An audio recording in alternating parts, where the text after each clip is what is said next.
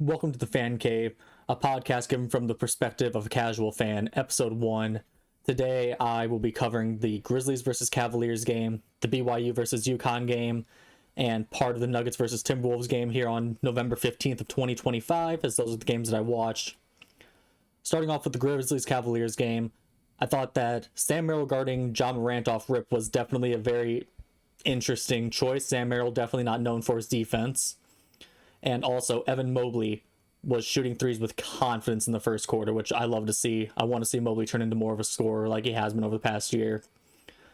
I was also very curious about the Grizzlies' frequency of substitutions going in, as I know that's been a big point of contention with them. In the first quarter, Mobley did a good job of taking advantage of mismatches. He had one play where he had a really good pass to a wide open Sam Merrill on the wing from a double team. Craig Porter Jr. really stood out to me in this game. He was crashing offensive glass with his 2 offensive rebounds. He just plays so much bigger than he is. Dean Wade also really stuck out to me as a really good defender for them. Just a nice, solid guy. Lonzo was having tough luck with the threes coming in and out, back-to-back possessions included. Quick fouls, just so many fouls in this game. 3 quick fouls for Larry Nance. There were just, first half alone, 31 total fouls, 43 combined free throws. Ja left after only 6 minutes into the game. Jaren Jackson Jr. was struggling to hit a shot. And that one I ended up tuning out halfway through the third quarter. And that one ended up going to the Cavaliers 108-100. Pretty expected win for the Cavs. They were definitely the favorites going in. BYU UConn. I was able to tune in pretty quickly into that one. I'm going to try to get into college basketball more this season. I'm pretty new to it, but I want to try to get more into it. I'm going to try to watch one game a week. So this week it was BYU versus UConn. I really wanted to see, obviously, AJ DeBonsta play. As I try to pull up the box score here. Where is the box score? There it is. I tuned into the game while Keita was on the floor after his injury. Get well soon to Keita.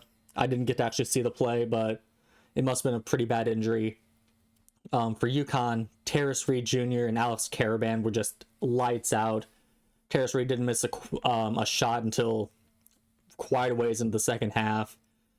He ended up with 8 for 10 shooting and 21 points. Alex Caravan ended up with 21 points on 8 for 11. DeMay Jr. ended up with 21 points on 6 for 12, not as efficient as the other two, but Caravan and Terrace Reed, those two really, really stood out. BYU also stood out in a very bad way with their turnovers, as they actually ended up with less turnovers than UConn down the stretch. But in the first half, they were turning the ball over like crazy, and that really helped UConn expand the lead. They were up by 20 at one point. The final score, 86-84, UConn does not tell the full story of the game. UConn dominated the game. BYU made a late push. And yeah, DeBonsta really struggled. He started heating up with about 14 or so minutes left in the second half. He also had a few really rough defensive possessions, tough with rotations, tough with communication, which kind of worries me. Hopefully he gets better about that as he progresses, as he ages. Hopefully that comes to him. DeBonsta was a big part of their comeback, as he did end up with 25 points on 8 for 14. But he started off, I believe, 0 for 6, if I remember right. But, man, down the stretch, he really caught fire, really led the comeback. Almost came back from 20 points down to end up losing by 2. And there was a huge missed free throw by UConn's Malachi Smith late in the game, but that was followed up by a huge turnover by Robert Wright for BYU, which pretty much iced the game. UConn was able to hit their free throws, make it a 2-possession game late, and it was over from there. And UConn, for being the number 3 seed? Yeah, number 3 seed, to see them almost blow a 20-point lead is absolutely insane. And then the Nuggets Timberwolves, I tuned in after the BYU games. There was only a little under 3 minutes left in the third quarter. And man, I just love Julius Randle. Julius Randle was amazing during this game. The box score is still glitched on the NBA app as I'm recording this, so I don't know what people actually ended up with. but Randall really stood out. Randall was doing a great job scoring. Anthony Edwards caught fire down the line, but Randall was leading them for most of the game. Dante DiVincenzo, good shoes. He had some good threes down the line. Jokic does Jokic things. He was passing the ball phenomenally. Just great quote from the commentators for Jokic. It was during the Chick-fil-A whatever free throw thing, and one of the commentators just said Jokic does not care about chicken. I don't know what that means, but I wanted to point that out. I like it. Randall, Ant, and Jokic, obviously the three that stood out, the three to be expected, really. Randall having a real bounce back in Minnesota after not a very up and down tenure with the Knicks. And I don't know. Overall, Timberwolves Nuggets, pretty solid game. BYU UConn, again, BYU came back at the end, but other than that, it wasn't really close. And Grizzlies Cavaliers wasn't particularly close either. But those are the three games that I watched for this week. Just wanted to get my thoughts out there quick on those. Thank you for watching. Subscribe for more. I'm going to be trying to post this at least on weekend days. Friday, Saturday, Sunday. We'll see how I do.